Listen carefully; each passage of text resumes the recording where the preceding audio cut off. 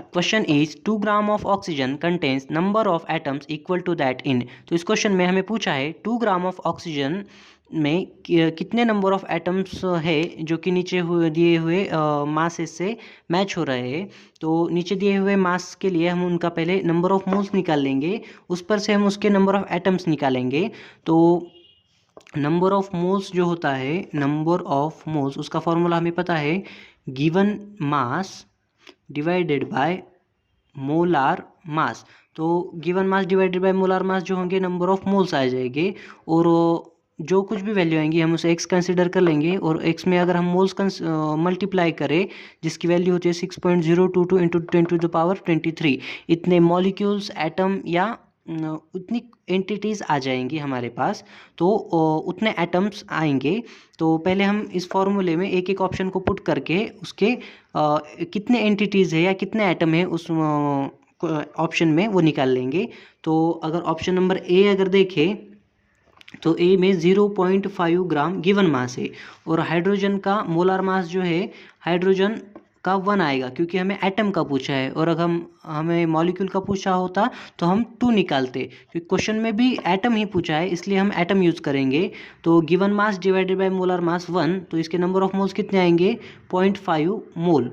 Option B अगर देखें तो 4 gram divided by sulphur. Sulphur का मोलार मास कितना होता है, सल्फर का मोलार मास यस का 32 होता है। तो given mass divided by molar मास 32, इसे अगर सॉल्व करें तो 0.125 आएगा, जो क्या आएंगे, हमारे मोल्स आएंगे। ऑप्शन नंबर सी अगर देखें तो गिवन मास क्या है, 7 gram divided by nitrogen. Nitrogen का मोलार मास कितना होता है, 28, ये N2 का हो गया, और 1 नाइट्रोजन का कितना होता है, 14। Given mass divided by molar मास, ये जो आएगा 0.5 मोल आएंगे। और वैसे ही ऑप्शन नंबर डी अगर देखें, ऑप्शन नंबर डी में गिवन मास कितना है, 2.3 gram divided by molar mass of sodium. Sodium का मोलार मास कितना होता है, 23। Given mass divided by molar मास अगर करेंगे तो 0.1 मोल्स आएंगे। तो इसमें ऑक्सीजन के मोल्स मैच करने हैं, इसलिए हम ऑक्सीजन के भी मोल्स निकाल लेंगे। गिवन मास ऑक्सीजन का divided by molar mass of oxygen का कितना है, 16। तो ये जो आएगा 0.125 आएगा, जो कि हमारा मैच हो रहा है ऑप्शन नंबर बी से। तो इतने मोल बी के भी है 0.125, और ऑक्सीजन में भी है कितने, 0.125।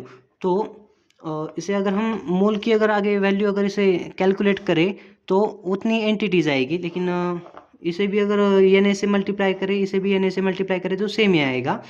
तो इन दोनों का सेम मैच हो रहा है, इसलिए ऑप्शन नंबर बी में 4 ग्राम ऑफ सल्फर में जितने एटम होंगे उतने ही एटम 2 ग्राम ऑफ ऑक्सीजन में होंगे, इसलिए option number A is correct.